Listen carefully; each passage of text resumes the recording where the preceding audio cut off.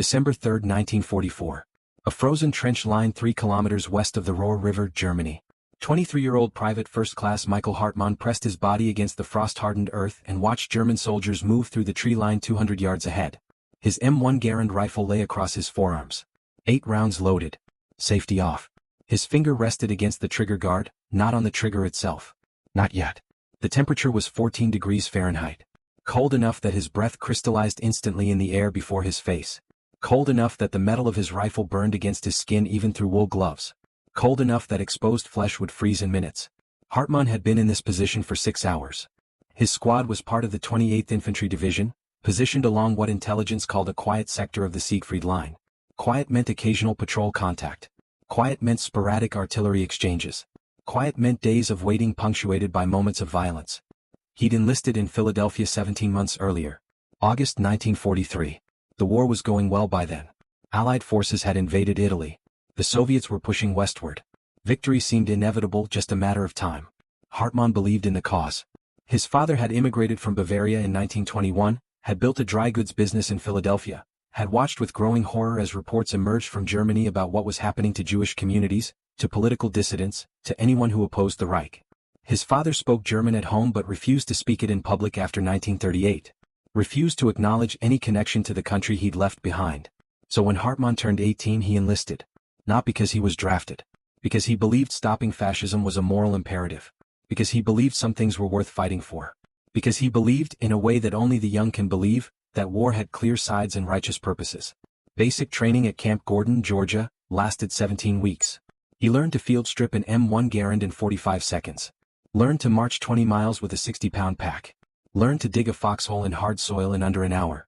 Learned to throw a grenade so it detonated 3 seconds after impact, maximizing fragmentation radius. But most importantly he learned to shoot. Hours on the firing range. Stationary targets at 50, 100, 200, 300 yards. Moving targets. Pop-up silhouettes. His instructors emphasized accuracy over speed. One well-aimed shot is worth 10 rounds fired in panic, Sergeant Mackenzie told them repeatedly. Make every round count. Hartmann scored expert marksman. 368 points out of 400 possible. His group scores were tighter than most of the men in his company. Mackenzie pulled him aside after qualifications and told him he had a gift. Natural shooters are rare, Mackenzie said. Your hands don't shake. Your breathing stays controlled. You're going to save lives over there.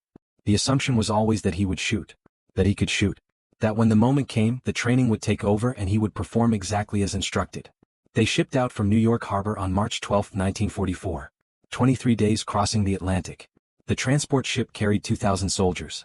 Most were replacements heading to units that had sustained casualties in North Africa and Italy. Hartmann spent the voyage trying not to think about what sustained casualties actually meant. England first. 3 months of additional training near Southampton. Then France. They landed at Utah Beach on June 23, 17 days after D-Day. The beach was secure by then. No German fire. No chaos. Just endless rows of supplies stacked on the sand and a line of trucks waiting to transport them inland. His first combat came near St. Lo in July. His squad was advancing through hedgerow country when a German machine gun opened fire from a concealed position. 3 men went down in the first burst. Hartmann threw himself into a drainage ditch and fired in the direction of the muzzle flashes. He didn't aim at a person.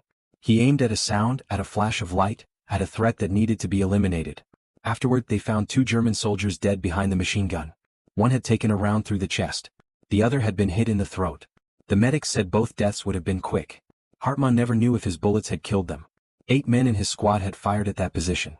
The kills couldn't be attributed to any individual soldier. That uncertainty became something he held on to. He'd fired his weapon. He'd done his duty. But he didn't know for certain if he'd actually killed anyone. That distinction mattered to him in a way he couldn't fully articulate. By December he'd been in combat for 5 months. He'd fired his rifle dozens of times. During house-to-house fighting in Aachen. During a night ambush near Schmidt. During the withdrawal through the Hürtgen Forest when German forces counterattacked and his company had to fight its way back to American lines.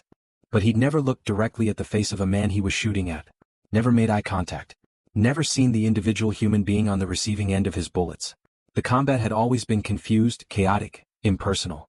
Muzzle flashes in the darkness. Silhouettes moving through fog. Shapes behind walls or trees.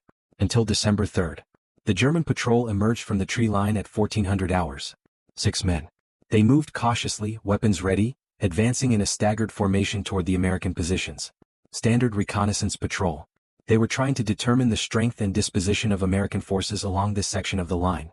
Hartmann watched them through the sights of his rifle. They were close enough now that he could see details. One man wore glasses. Another had a dark beard.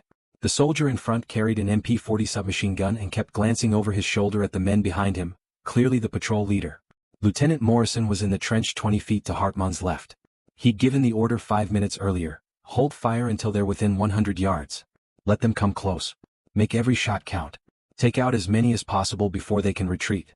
It was a good tactical decision. Standard doctrine. The American position was well concealed. The Germans didn't know they were walking into a trap. At 100 yards, with 6 riflemen and 2 machine guns positioned along 200 yards of trench, the patrol wouldn't stand a chance. The distance closed. 150 yards. 125 yards. The German soldiers kept advancing. They were talking to each other. Hartmann couldn't hear the words, but he could see their mouths moving. One of them gestured toward a destroyed farmhouse off to their right. Another nodded and adjusted his pack straps. They looked like any patrol from any army. Tired, cold, worried about getting back to their lines before dark. Just men doing a job they'd been ordered to do. At 100 yards, Lieutenant Morrison raised his hand. Hartmann centered his sights on the patrol leader, the man with the MP-40. Center mass just as he'd been trained. The officer was perhaps 40 years old. Too old for frontline service in most armies by 1944, but Germany was running out of young soldiers. His face was weathered. Deep lines around his eyes. He moved with the careful deliberation of someone who'd been in combat long enough to understand how quickly things could go wrong. Morrison's hand dropped. The signal to fire. Hartmann's finger moved from the trigger guard to the trigger. The rifle was already aimed. The target was clear. All he had to do was apply 4.5 pounds of pressure. The trigger would break. The firing pin would strike the primer. The bullet would leave the barrel at 2,800 feet per second. At this range, the round would reach its target in less than a tenth of a second. The German officer stopped walking. He turned his head to the left, looking directly at the tree line where the American position was concealed. His eyes were blue. Even at 100 yards, Hartmann could see they were blue. The machine gun to Hartmann's right opened fire first. A long burst, 20 rounds, stitching across the German patrol. 2 men went down immediately. The others scattered, returning fire, trying to locate the American positions. Chaos erupted. Shouting in German. More gunfire from the American line. Hartmann kept his sights on the officer. The man had dropped prone behind a fallen log and was firing his MP-40 in controlled bursts toward the American position. Professional. Disciplined. Trying to cover his surviving men so they could withdraw. Hartmann could still see his face. Could see the concentration. Could see the fear beneath the training. This was a human being. Not a silhouette. Not a shape in the distance. A man with blue eyes who probably had a wife, children, parents, friends, a life he wanted to return to. His finger remained on the trigger. He didn't pull it. The firefight lasted 90 seconds. By the time it ended, all 6 German soldiers were dead or dying. The 2 machine guns had done most of the work. The other riflemen in the trench had fired. But Hartmann hadn't. His M1 Garand had remained silent. Lieutenant Morrison never noticed. During the chaos, with multiple weapons firing simultaneously, one rifle not firing went undetected. Afterward, Morrison ordered the patrol to check the bodies for intelligence documents. Hartmann found himself standing over the German officer. The MP-40 lay next to him. The man's eyes were still open. Still blue. But empty now. Hartmann felt something crack open inside him. Not guilt exactly. Not regret.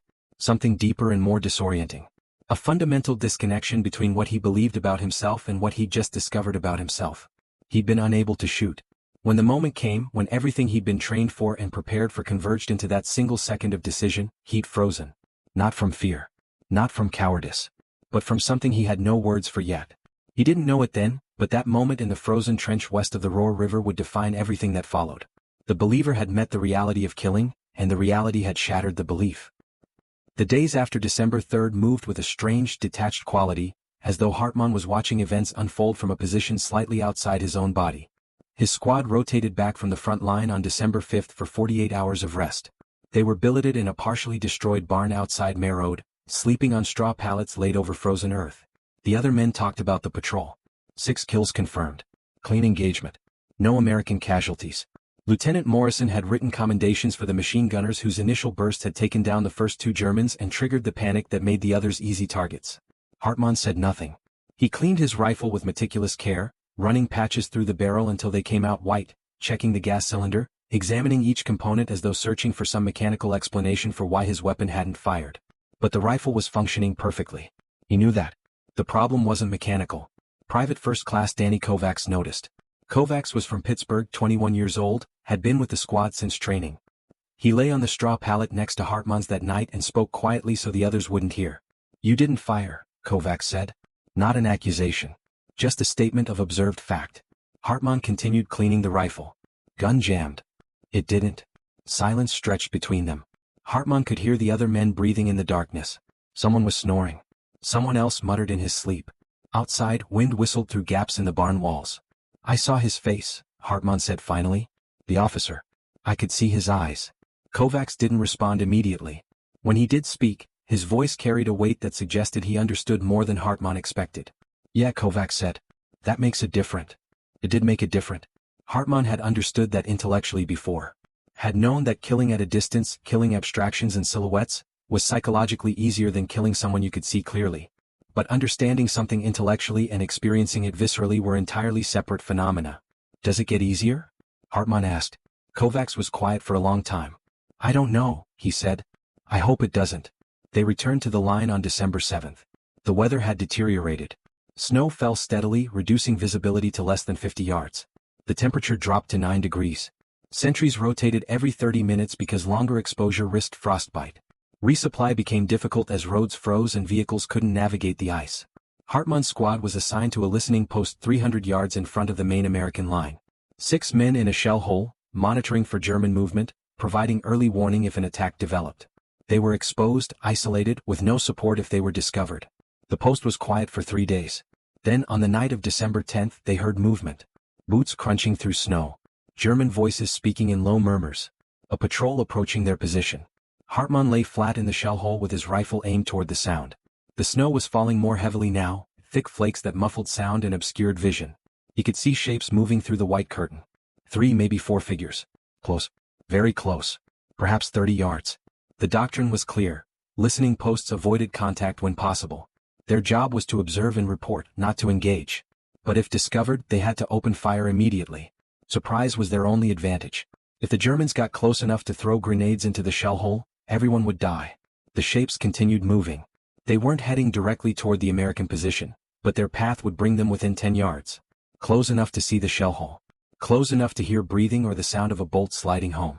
Lieutenant Morrison had left Corporal James Riley in command of the listening post.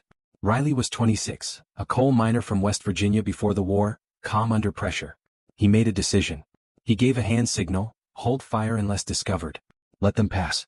The German patrol came within 8 yards of the shell hole. Hartmann could see their faces clearly despite the snow.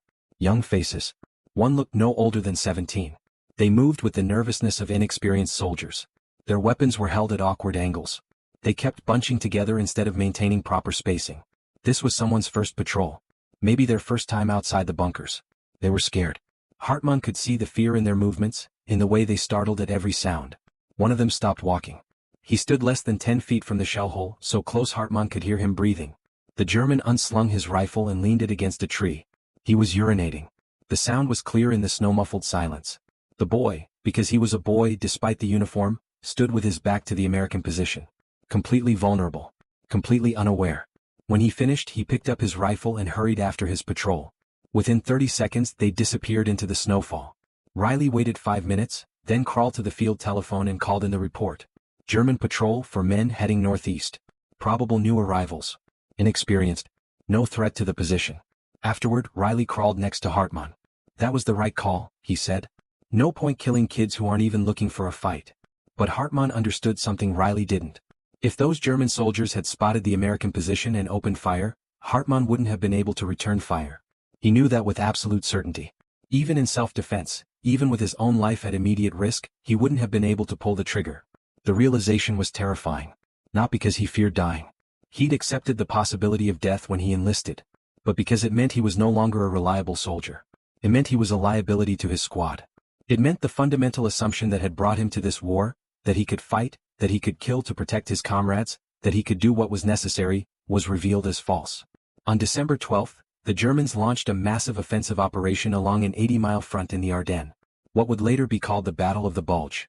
The 28th Infantry Division was directly in the path of the assault. Multiple German divisions, including several panzer units, smashed through American positions along the Roer River. Hartmann's company was ordered to hold a crossroads village called Hosingen. The orders were explicit: delay the German advance for as long as possible to allow American forces to establish a defensive line further west. Everyone understood what that meant. They were being ordered to slow down an enemy force that vastly outnumbered them. Casualties would be catastrophic. The German attack hit Hosingen on the morning of December 16. Artillery bombardment began at 0530 hours. The barrage lasted 40 minutes. Shells exploded in the village streets, collapsing buildings, setting structures on fire. The noise was overwhelming, continuous, relentless. When the artillery stopped, German infantry advanced. Hartmann's squad was positioned in a stone house on the eastern edge of the village. They had clear fields of fire across an open field. The Germans had to cross 200 yards of exposed ground to reach American positions. The first wave came through the morning fog in company strength. Maybe 120 men. They advanced in a textbook assault formation. Fire and maneuver. One platoon providing covering fire while another moved forward. Professional. Well-trained. Lieutenant Morrison gave the order to open fire at 150 yards. The machine gun position in the building next to Hartmann's opened up first. Then the riflemen joined in. The German advance staggered. Men dropped. Others went to ground. Some continued forward. The volume of fire was intense. The M1 Garand rounds made sharp cracking sounds each time they fired. The machine gun created a sustained roar. Hartmann aimed at the advancing Germans. He could see individuals clearly. A soldier carrying a Panzerfaust. An officer with binoculars. A medic with a Red Cross armband trying to reach a wounded man in the snow. He couldn't pull the trigger. His hands were steady. His breathing was controlled. The mechanical actions were all present. But some essential component of the process had simply ceased to function. His mind could give the order, but his finger wouldn't obey. The firefight lasted 30 minutes. The German advance was stopped with heavy casualties. Perhaps 40 enemy soldiers killed or wounded. The survivors withdrew across the field, dragging as many wounded men as they could reach. American casualties were lighter.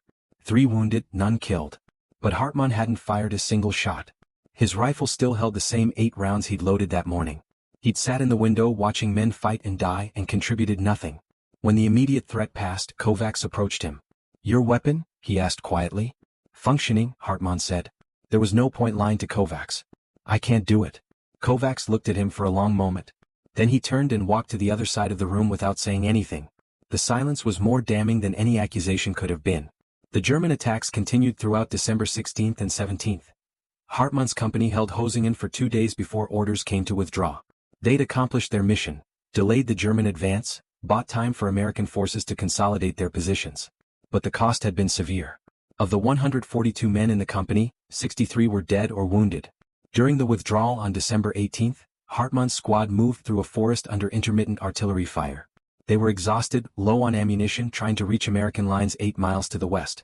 German forces had infiltrated behind them. The situation was confused.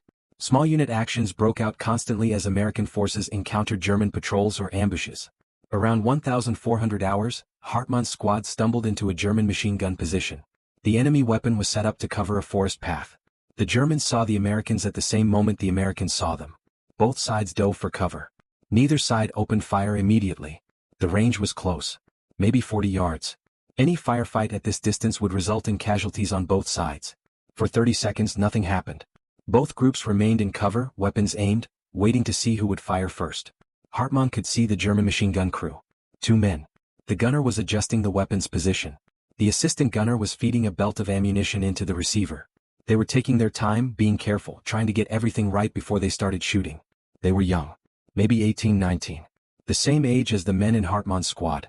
They looked tired and scared. One of them kept glancing over his shoulder as though considering running. Lieutenant Morrison was 30 feet behind Hartmann. He'd moved to a position where he could observe the German gun. He could see what Hartmann saw. The crew was vulnerable. They hadn't fully prepared their weapon. If someone took the shot right now while they were still setting up, both Germans would likely be killed before they could return fire. Morrison looked directly at Hartmann. The order didn't need to be spoken aloud. Hartmann was the closest American with a clear shot. The best marksman in the squad. The natural choice for this situation. Hartmann aimed his rifle at the machine gun position. He centered his sights on the gunner's torso. The man was wearing a field gray uniform, standard Wehrmacht issue. He was thin. Hartmann could see his collarbone protruding through the uniform collar. They weren't feeding their soldiers adequately anymore. Even frontline combat troops were showing signs of malnutrition. The gunner finished adjusting the machine gun. He looked up, searching for American targets. His eyes moved across the tree line. They stopped when they reached Hartmann's position. For a moment the two men looked directly at each other. Hartmann saw recognition in the German's eyes. Not recognition of Hartmann personally, but recognition of the situation. The German understood he was about to die. Understood he hadn't gotten his weapon ready quickly enough. Understood he'd made a fatal mistake. The young gunner's face transformed. Fear became resignation, became something harder to name. Acceptance maybe. Or just exhaustion too profound to care anymore. Hartmann lowered his rifle. Before Lieutenant Morrison could react, Corporal Riley fired. The shot hit the German gunner in the chest. He collapsed backward. The assistant gunner tried to take over the weapon, but Kovacs fired and hit him in the shoulder. The German spun away from the gun and fell. The machine gun position was neutralized. The squad continued moving west toward American lines. No one spoke during the remainder of the withdrawal. They reached friendly positions after dark. The company assembled in a village called Clairvaux, waiting for orders, trying to determine what was happening in the larger battle. Lieutenant Morrison found Hartmann 2 hours after they arrived. Morrison was 24 years old, from Oregon, commissioned through ROTC. He'd been competent in combat, calm under fire, made good tactical decisions. The men respected him. Morrison sat down next to Hartmann without speaking immediately. They were in a barn, surrounded by exhausted soldiers trying to sleep.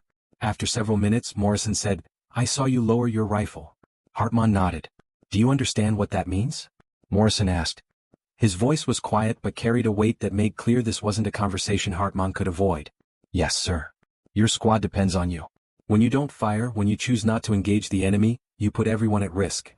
"I know." Morrison was quiet again. When he continued, his tone had shifted slightly. Less official. More personal. "I've seen this before," he said.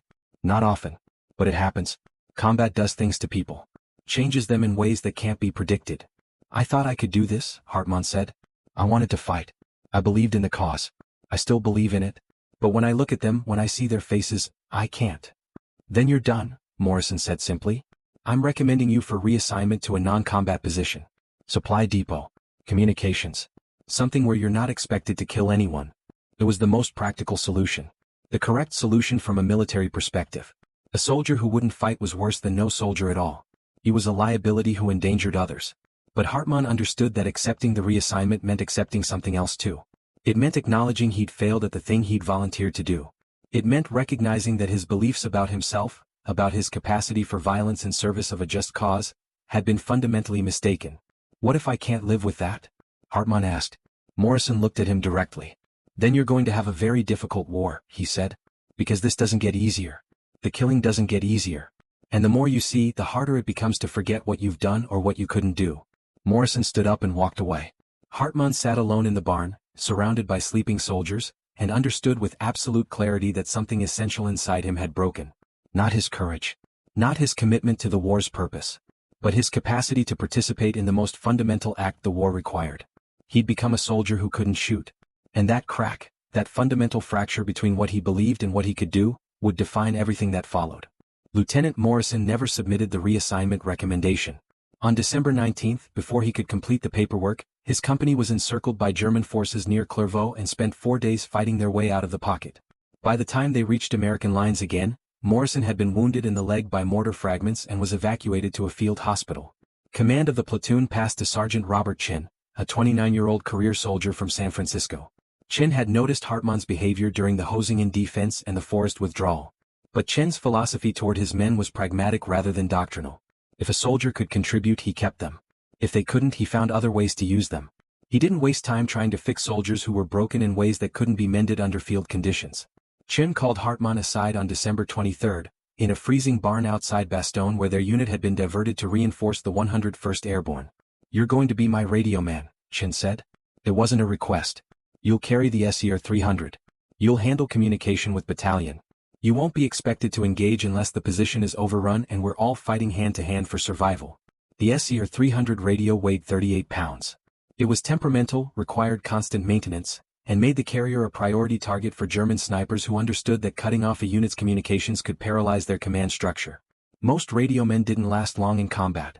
But for Hartmann the assignment was a form of mercy. He could still serve. Still contribute. He just wouldn't have to kill.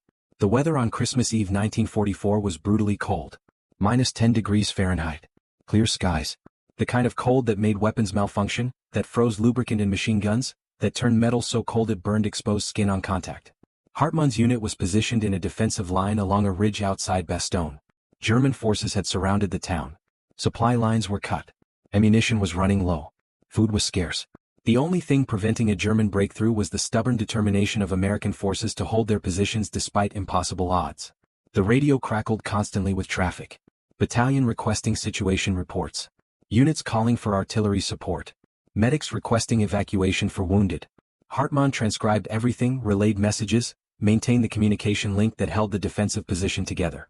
On Christmas morning, the radio traffic changed. A message came through from a German commander offering surrender terms. The transmission was in English, delivered with precise formality. The situation was explained clearly. American forces were surrounded, outnumbered, and would soon run out of supplies. Surrender would be accepted with full military honors. Wounded would receive medical treatment.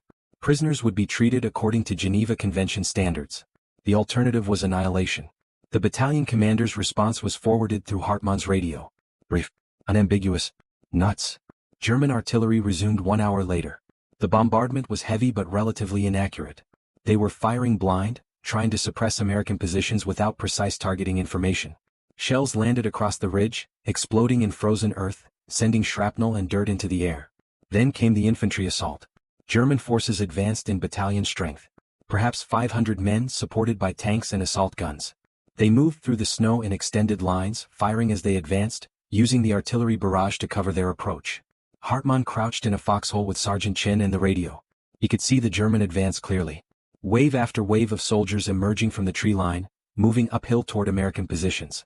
The assault was methodical, professional, overwhelming. American forces opened fire at 400 yards. Machine guns created interlocking fields of fire across the slope. Riflemen picked targets and engaged systematically. The German advance staggered but didn't stop. They were taking casualties but the momentum carried them forward. At 200 yards, Chin grabbed the radio handset from Hartmann. He called in fire support from the artillery battery positioned behind the ridge. 30 seconds later, American shells began landing among the German formations. The impact was devastating. Explosions threw men into the air. Entire sections of the assault line simply ceased to exist. The German attack faltered. Units became disorganized. Some continued forward. Others went to ground seeking cover. A few began falling back toward the tree line. Hartmann watched through field glasses as individual German soldiers tried to retreat. One man was dragging a wounded comrade. Another had lost his rifle and was stumbling through the snow with his hands covering his head. A third was crawling, both legs apparently wounded, trying to reach the tree line before American fire found him. They looked pitiful. Not dangerous. Not threatening. Just desperate men trying not to die. Chin was calling in adjustment fire from the artillery. The American shells were landing among the retreating Germans now, catching them in the open as they tried to escape. It was militarily effective. Psychologically devastating. The retreating soldiers had nowhere to hide, no cover, no protection. Hartmann found himself counting bodies. German soldiers falling. Not dying immediately, many of them. Just falling and lying in the snow, wounded, unable to move, waiting for death from blood loss or exposure. The artillery continued for 15 minutes. By the time the barrage ended, the slope in front of the American position was covered with German casualties. Dead and wounded mixed together in the snow. Some were moving. Most weren't. The assault was over. The American position had held. But the victory left Hartmann feeling hollowed out. He'd contributed to this. His radio work had directed the artillery that killed dozens of men. Men who'd been trying to retreat. Men who'd already been defeated. After the battle, American medics went out to check for survivors among the German casualties. They were supposed to treat enemy wounded according to Geneva Convention requirements. But medical supplies were critically low. American wounded took priority. German wounded received only the most basic care. Hartmann accompanied the medics, carrying the radio in case battalion called. They found 43 German soldiers still alive on the slope. Most were hypothermic. Several had traumatic amputations. Many had shrapnel wounds that would prove fatal without immediate surgical intervention. One German soldier, a young private with both legs shattered by shell fragments, grabbed Hartmann's sleeve as he passed. The soldier spoke in broken English. "Please," he said. "Water." Hartmann gave him water from his canteen. The soldier drank, then asked, "Are you American?" Hartmann nodded. "Good," the soldier said. "Good. Not Russians." "Russians?" He didn't finish the sentence. Just closed his eyes and lay back in the snow. The medic checking him shook his head at Hartmann. The leg wounds were too severe. The soldier was bleeding internally. He'd be dead within the hour. Hartmann stayed with him. Didn't speak. Just sat in the snow next to the dying German private and waited. The soldier opened his eyes once more and said something in German that Hartmann didn't understand. Then he died. Hartmann stood up and walked back to his foxhole. He set the radio down carefully, checked the batteries, tested the transmission. Everything was functioning properly. The war continued. The radio traffic never stopped. But something had shifted inside him. He understood now that refusing to shoot didn't absolve him of responsibility for killing. The radio he carried, the communication he enabled, the coordination he provided, all of it contributed to the violence. All of it made him complicit in the deaths of men he would never meet, would never see, would never have to look in the eyes. Was that better? Was directing artillery fire more moral than pulling a trigger? Was killing at a distance, killing through intermediaries, killing through systems and structures and chains of command, was that somehow cleaner? Sergeant Chin found him later that evening. They were in a dugout, heating rations over a small fire. Chin didn't say anything for a long time. Just ate his cold beans directly from the can. Finally Chin spoke. "You can't save them," he said. "You can't save any of them. Not ours. Not theirs. This war is going to kill everyone it wants to kill, and your feelings about it don't matter." "Then what does matter?" Hartmann asked. "Getting through it," Chin said. "Whatever way you can. If you can't shoot, fine. Carry the radio. If you can't carry the radio, do something else. The war doesn't care about your moral struggle. It just keeps going." Hartmann understood Chin was trying to help, trying to provide a framework that would let Hartmann continue functioning. But the advice felt hollow. The war might not care about his moral struggle, but he did. He couldn't simply turn off the part of himself that recognized the weight of what was happening. The Battle of the Bulge continued through January. American forces gradually pushed the Germans back, retaking the ground that had been lost in December. The fighting was brutal. House to house, trench to trench. Every village contested. Every hill defended. Hartmann carried the radio through all of it. Called in artillery. Relayed orders. Maintained communications. He became efficient at his job. The other men in the unit began to rely on him. When someone needed to call for medical evacuation or request ammunition resupply or coordinate with adjacent units, they found Hartmann. The soldier who wouldn't shoot had become essential in a different way. But the weight of it accumulated. Every fire mission he called in represented human beings on the receiving end. Every casualty report he transmitted represented someone's death. The radio connected him to the machinery of violence even though his hands never pulled a trigger. On January 15th, the unit reached a village called Hansfeld. It had changed hands 3 times during the battle. The civilian population had mostly fled, but a few families remained, hiding in cellars, trying to survive the combat happening around them. American forces were clearing the village when they discovered a German soldier hiding in a barn. He was perhaps 19 years old, wounded in the shoulder, separated from his unit. He was unarmed. He'd hidden his rifle and raised his hands in surrender the moment American soldiers entered the barn. The soldiers brought him to the command post where Sergeant Chen was coordinating the village clearing operation. The German was terrified. He spoke no English.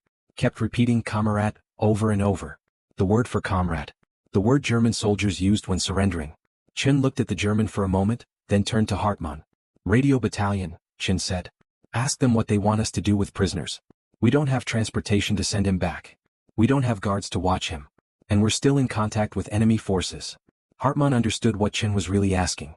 Battalion would likely say to release the prisoner and let him find his own way back to German lines, or to secure him locally and deal with him later, or, in rare circumstances, to eliminate the prisoner if keeping him posed an operational security risk. The German soldier was watching Hartmann. He seemed to understand that the radio call would determine his fate. He was still saying "Kamerad," but more quietly now. Almost pleading. Hartmann picked up the handset. He called battalion headquarters. Explained the situation. Waited for instructions. The response came back: secure prisoner locally if possible. If not possible, release him toward German lines and continue mission. Hartmann relayed the message to Chen. Chen nodded. He detailed 2 soldiers to escort the German to the edge of the village, point him toward German territory and send him on his way. The German soldier looked at Hartmann as he was led away. There was something in his expression that Hartmann would remember for the rest of his life. Not gratitude exactly. More like recognition. One man who'd been spared looking at another man who'd somehow contributed to that sparing. After the war, Hartmann would think about that moment often. Would wonder if that German soldier survived. If he made it back to his lines. If he lived through the remainder of the war. If he went home to a family. If he had children. If those children existed because Hartmann had made a radio call instead of a different decision. It was a small mercy in a war defined by violence. A single life potentially spared. But it didn't balance the scale. Didn't offset the deaths Hartmann had contributed to through his radio work. Didn't resolve the fundamental moral contradiction he was living inside. He was a soldier who wouldn't kill but who participated in killing. Who refused to shoot but who called in the artillery that made shooting unnecessary. who couldn't look enemy soldiers in the face and pull the trigger but who enabled their deaths through systems that made individual responsibility diffuse and indirect. What was he? A conscientious participant? A reluctant enabler? A man who'd found a way to serve his conscience and his duty simultaneously by fragmenting his moral responsibility across enough intermediaries that no single decision could be identified as the moment he became a killer? The questions had no clean answers. The war didn't pause to allow philosophical reflection. The radio kept transmitting. The orders kept coming. The violence continued. And Hartmann kept carrying the weight of not killing while understanding that his refusal to shoot had changed nothing about the war's essential nature or his role within it. The war in Europe ended on May 8, 1945. Hartmann was in Bavaria when the news came. His unit had advanced into southern Germany during April, encountering minimal resistance as German forces collapsed. The final weeks of the war had been strange, advancing through territories where German soldiers simply walked away from their positions, where entire units surrendered without firing a shot, where the machinery of warfare wound down not through decisive battles but through exhaustion and inevitability. On VE Day, the men in Hartmann's unit celebrated. They drank captured German schnapps. They fired weapons into the air. They shouted and laughed with the release of tension that had built over months of combat. The war was over. They'd survived. They were going home. Hartmann sat away from the celebration, the SER 300 radio still strapped to his back even though there was no longer any need for it. Sergeant Chin found him after an hour and sat down without speaking. They'd been together since December. Chin had kept Hartmann alive by understanding what he could and couldn't do. "You're thinking about the ones who didn't make it," Chin said. "I'm thinking about the ones I didn't shoot," Hartmann replied. Chin was quiet for a moment. Then he said something Hartmann hadn't expected. "You know how many men I've killed? Direct kills, I mean. Not coordinating fire. Not calling in artillery. Just me, my rifle, a target I could see." Hartmann shook his head. 37, Chin said. "Confirmed. Probably more that I couldn't verify. And you know what I remember about them? Almost nothing. Faces blur together. Individual moments fade. It all becomes one continuous act of survival dressed up as duty." "Then why tell me this?" Hartmann asked. "Because I envy you," Chin said quietly. "You found a way to serve without destroying that part of yourself that recognizes the humanity of the enemy. Most of us didn't. Most of us just broke that part off and buried it somewhere we couldn't feel it anymore." "I broke the part that could function as a soldier," Hartmann said. "No," Chin replied. "You just redefined what functioning meant." The months after VE Day were occupied with processing prisoners, establishing occupation zones, and beginning the enormous administrative task of demobilizing millions of soldiers. Hartmann's unit was stationed near Munich, responsible for managing a displaced persons camp that held thousands of refugees from across Europe. Jews who'd survived the camps. Slavic forced laborers. Political prisoners. Ordinary civilians caught in the war's machinery. Hartmann worked in the camp's administration section, using his radio expertise to maintain communications between the camp and military government headquarters. It was bureaucratic work. Forms and requisitions and supply requests. But it meant daily contact with people who'd experienced the war from perspectives he'd never had to consider. One afternoon in late June, Hartmann was in the camp's processing center when a man approached him. The man was perhaps 50 years old, thin to the point of emaciation, wearing civilian clothes that hung loosely on his frame. He spoke English with a heavy German accent. "You are American soldier?" the man said. "Not a question." Hartmann nodded. "I must tell you something," the man continued. "In December your forces were fighting near Bastogne. I was in Wehrmacht. Artillery observer. I saw American positions. I called fire mission. Many Americans died because of my coordinates." Hartmann stared at him. "Why are you telling me this?" "Because I cannot carry it alone anymore," the man said simply. "I was following orders. I was doing my duty. But the men who died, they had families. They had lives. And I killed them with numbers transmitted over a radio." The man's hands were shaking. He was crying without sound, tears running down his weathered face. "I did not pull trigger," he said. "But I killed them. Do you understand? I killed them." Hartmann understood perfectly. He reached out and put his hand on the man's shoulder. They stood like that for several minutes, two men who'd fought on opposite sides of a war, both haunted by the same fundamental recognition, that killing happens through systems, through chains of command, through radio transmissions and coordinates and indirect fire. That refusing to pull a trigger doesn't absolve responsibility when the entire structure of warfare is designed to distribute that responsibility across countless individuals until no single person can be identified as the killer. "I understand," Hartmann said. The German man nodded once and walked away. Hartmann never learned his name. Never saw him again in the camp. But that brief encounter clarified something he'd been struggling to articulate. The question wasn't whether he'd killed anyone. The question was whether he could live with the specific way he'd participated in the killing. And the answer to that question would take decades to understand. Hartmann returned to the United States in November 1945.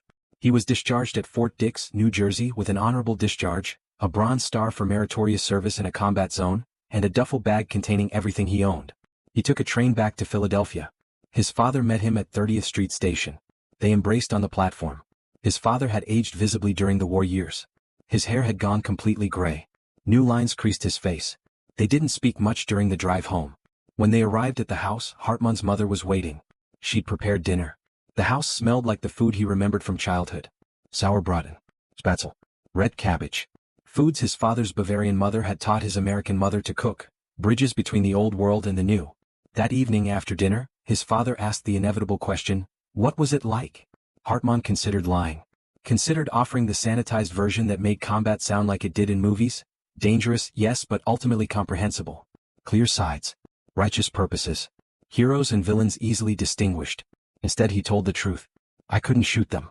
When I saw their faces I couldn't pull the trigger." His father was silent for a long time. Then he said, "My brother Gustav stayed in Bavaria. He was conscripted into the Wehrmacht in 1942. He died during the Soviet offensive into Germany. I received the notification last month." Hartmann hadn't known he had an uncle. His father had never spoken about family remaining in Germany. Had never mentioned brothers or cousins or anyone who might still be living in the country he'd left behind. "The man you couldn't shoot," his father continued quietly. "He might have been someone's brother. Someone's son. Maybe someone who had no more choice about being there than you did." "That doesn't change what they were fighting for," Hartmann said. "The Wehrmacht enabled the Holocaust. They enabled fascism. Being conscripted doesn't erase complicity." "No," his father agreed. "It doesn't. But neither does refusing to shoot erase your participation in the war. You found your own form of complicity. More distance. Less direct. But still there." The observation was painful precisely because it was accurate. Hartmann had spent months trying to convince himself that not shooting made him morally distinct from the soldiers around him. That his refusal represented a kind of resistance to the war's violence. But his father had identified the truth. Hartmann had participated. He'd enabled the killing even while refusing to kill directly. The post-war years were difficult. Hartmann used the GI Bill to attend Temple University. He studied philosophy, searching for frameworks that might help him make sense of what he'd experienced. He read Kant on moral duty, Aquinas on just war, Tolstoy on nonviolence. None of it resolved the fundamental contradiction he was living inside. He married in 1949. His wife, Elizabeth, was a nurse who'd served in England during the war. She understood something about the weight soldiers carried home. On their third date, Hartmann told her about his inability to shoot. About the German officer with blue eyes. About the boy urinating in the snow. About all of it. Elizabeth listened without judgment. When he finished she said, "You're not looking for absolution. You're looking for a way to live with what you did and what you didn't do. Is there a difference?" Hartmann asked. "Yes," she said firmly. "Absolution comes from outside. From forgiveness or justification or some external authority that tells you it's okay. What you need comes from inside. From learning to carry the weight without letting it destroy you." They had 3 children. Hartmann worked as a social worker in Philadelphia, helping veterans navigate the bureaucracy of VA benefits and medical care. It was quiet work. Meaningful work. He saw hundreds of men struggling with their own versions of what he carried. Some had killed easily. Some had killed reluctantly. Some carried survivor's guilt. Others carried moral injury. What struck Hartmann most was the realization that there was no single right way to have fought the war. Men who'd killed without hesitation sometimes lived with that easily, sometimes didn't. Men who'd refused to kill, the few who'd been brave enough to accept court-martial rather than serve, sometimes found peace, sometimes were destroyed by social ostracism and self-doubt. The moral landscape of combat, he came to understand, was far more complex than any simple framework of duty or conscience could capture. Hartmann didn't speak publicly about his war experience for 30 years. Then, in 1975, during the final months of the Vietnam War, a local newspaper interviewed him for an article about World War II veterans. The reporter asked what he'd learned from combat. "That courage comes in different forms," Hartmann said. "Sometimes it's charging a machine gun nest. Sometimes it's refusing to shoot. And sometimes it's finding a way to serve despite being broken in ways that make traditional service impossible." The interview was published on Memorial Day. Hartmann received dozens of letters afterward. Most were from Vietnam veterans. Some praised him for speaking honestly about moral complexity in war. Others condemned him as a coward who'd hidden behind a radio while real soldiers did the fighting. One letter stood out. It was from a Vietnam veteran who'd served as a combat medic. The man wrote, "You said you couldn't shoot. I couldn't either. Spent my whole tour treating wounded on both sides. The Vietnamese medics did the same. We'd stabilize their wounded. They'd stabilize ours. Then we'd go back to trying to kill each other the next day. If that makes any sense to you, please let me know. Because it still doesn't make sense to me. Hartmann wrote back. They began a correspondence that lasted years. Two medics from two wars trying to understand why the capacity for compassion and the capacity for violence could exist simultaneously in the same persons, the same units, the same wars. In 1995, on the 50th anniversary of VE Day, Hartmann was invited to speak at a Memorial Day ceremony in Philadelphia. He was 74 years old by then. His children had families of their own. His wife had died 2 years earlier. He'd spent 5 decades carrying the weight of December 1944. He spoke for 15 minutes. Told the story of the German officer with blue eyes. Told about the boy in the snow. Told about the German artillery observer in the displaced persons camp. Told about all the ways he'd participated in the war despite being unable to shoot. At the end he said something he'd been working toward for 50 years. I don't know if my refusal to kill was courage or cowardice. Moral clarity or moral failure. I only know that I couldn't do it. And I spent the rest of the war and the rest of my life trying to understand what that inability meant. Not seeking forgiveness. Not seeking justification. Just trying to understand. What I learned is this. War creates impossible situations where every choice carries moral weight. Shooting. Not shooting. Participating. Refusing. There are no clean hands. There are no simple answers. There is only the weight we choose to carry and the ways we choose to carry it. Some men could kill easily and never thought about it again. Some men killed and were destroyed by what they'd done. I couldn't kill and was destroyed by what I didn't do. Which of us was right? All of us. None of us. The war didn't care about our moral struggles. It just ground us all down in different ways. The audience was silent when he finished. Some people were crying. Others looked uncomfortable. A few young veterans from the Gulf War approached him afterward. One said, "Thank you for being honest. No one talks about this part. About the cost of fighting. About what it takes from you whether you pull the trigger or not." Hartmann died in 2003 at age 82. His funeral was attended by family, friends, fellow veterans, and people he'd helped through his social work. The eulogy mentioned his Bronze Star. His service as a radio man. His work with veterans after the war. But what his children remembered most was something their father had told them many times. "I was a soldier who couldn't shoot. That doesn't make me a hero. It doesn't make me a coward. It just makes me someone who discovered that who you are in war isn't always who you thought you'd be. And learning to live with that discovery is its own form of combat that never really ends." The story of a soldier who refused to shoot back doesn't end when the soldier dies. It continues in the questions that story raises about courage, complicity, moral agency, and the nature of participation in organized violence. Hartmann's inability to pull the trigger was neither unique nor unprecedented. Military psychiatrists have documented similar cases across all modern wars. In World War II, Army studies by S.L.A. Marshall suggested that only 15 to 20% of American infantrymen in combat situations actually fired their weapons at enemy soldiers. Later research contested Marshall's specific numbers, but the underlying observation remained valid. Many soldiers, when confronted with the immediate reality of killing another human being, hesitate or refuse. The military establishment responded to this reality not by questioning the nature of combat but by refining training methods. Modern marksmanship training uses human-shaped silhouettes instead of bullseye targets. Boot camp conditioning emphasizes rapid, reflexive response to threats. The goal is to make the act of shooting another human being automatic rather than considered. This approach treats hesitation to kill as a technical problem to be solved through better training rather than a moral response to be understood. But Hartmann's experience suggests the issue is more complex than military doctrine acknowledges. He hesitated not because his training was inadequate. He'd been an expert marksman. His technical skills were never in question. He hesitated because some fundamental part of his moral identity rejected the act of deliberately ending another person's life, even when that act was legally sanctioned, tactically necessary, and performed in service of a cause he believed was just. This raises uncomfortable questions about the relationship between individual conscience and military service. Can a person serve effectively in combat while maintaining moral independence? Is the recognition of enemy humanity compatible with the requirements of warfare? Can conscience and duty coexist, or does effective military service require the temporary suspension of certain forms of moral reasoning? These questions have no easy answers. Hartmann found a compromise. He served while refusing to kill directly. He contributed to the war effort while maintaining a boundary he couldn't cross. The radio he carried allowed him to participate in the violence at one remove, mediated through technology and command structures. But that compromise carried its own costs. The weight of indirect participation, calling in artillery strikes, coordinating fire missions, enabling the deaths of enemy soldiers without ever looking them in the face, created its own form of moral injury. Different from the injury caused by killing directly but no less real.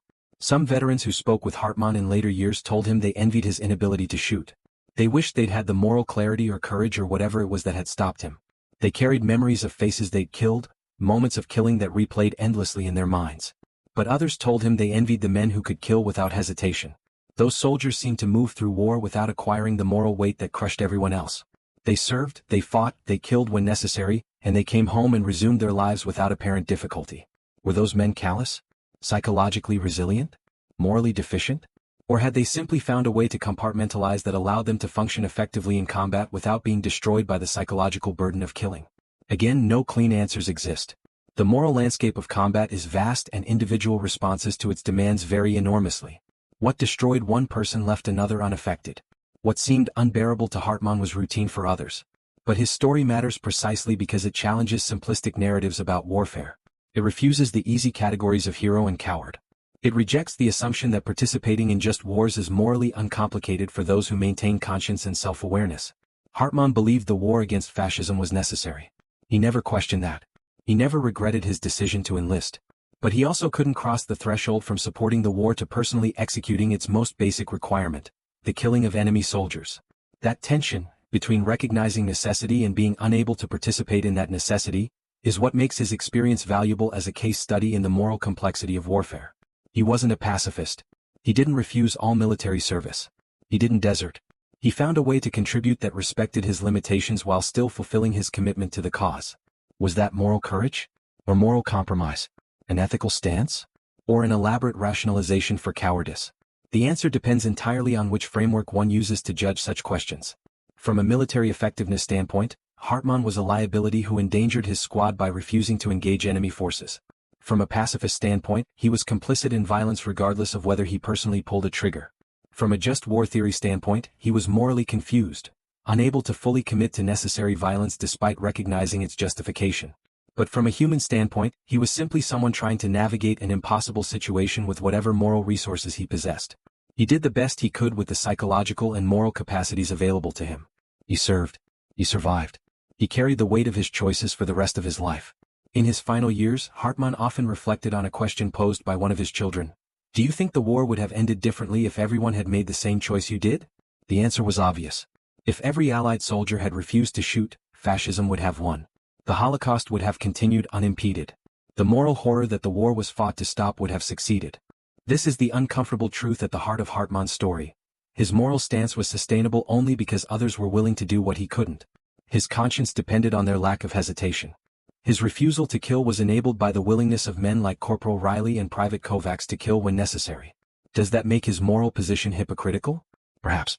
But it also reflects the reality that moral behavior in complex situations often depends on others bearing costs we're unwilling to bear ourselves. The pacifist's refusal to participate in violence is possible only because others maintain the security structures that protect them. The conscientious objector's stance depends on others fighting the wars they abstain from. This isn't an argument against moral positions like Hartmann's. It's simply an observation that in warfare, as in most human endeavors, individual moral choices exist within larger systems where the consequences of those choices are borne collectively rather than individually. Hartmann's refusal to shoot didn't end the war. His radio work contributed to Allied victory in ways that were less direct but no less real than pulling a trigger. His story doesn't provide a model that could be universalized. It offers instead a single example of how one person navigated the moral impossibilities of combat while trying to maintain some essential part of his humanity intact.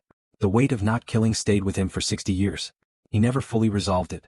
Never reached a point where he could confidently say his choice was right or wrong. He simply carried it, examined it, tried to understand it. And in that sustained engagement with a moral complexity that resisted easy resolution, he demonstrated a form of integrity that deserves recognition even if it doesn't deserve unqualified praise. On December 3rd each year until his death, Hartmann would pause and remember the German officer with blue eyes. The man he'd been unable to shoot. The man whose death he'd witnessed anyway. He never learned the officer's name. Never knew if he'd had family. Never knew what he'd believed or why he'd fought or what dreams had died with him in a frozen field in Germany. But Hartmann remembered his eyes. Remembered the recognition in them.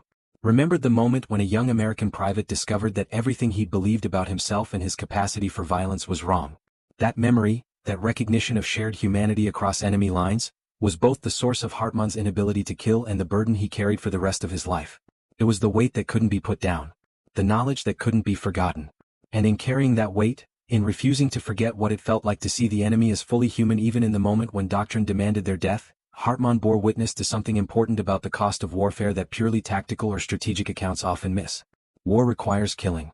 But it also requires those who do the killing to suppress or ignore or compartmentalize the recognition that the enemy is human. The machinery of organized violence works most efficiently when soldiers can see enemy combatants as targets rather than people, as threats to be eliminated rather than individuals with lives and families and fears and hopes. Hartmann couldn't achieve that suppression. The recognition remained. And because it remained, he couldn't shoot. His story doesn't resolve the moral questions about warfare. It simply illustrates what happens when someone tries to maintain full moral awareness in a context that demands its suspension. The result isn't heroic. It isn't simple. It's just human, messy, contradictory, painful, and ultimately unresolved. That's what remains when the rifles fall silent. Not answers. Not resolution. Just the weight of choices made under impossible circumstances by people trying to be more than the violence demanded while knowing they could never be fully separate from it. The soldier who refused to shoot back still participated in the shooting. He just did it at a distance that let him pretend for a little while that his hands were clean. They weren't. No one's were. That's what war is. That's what it does. That's what remains.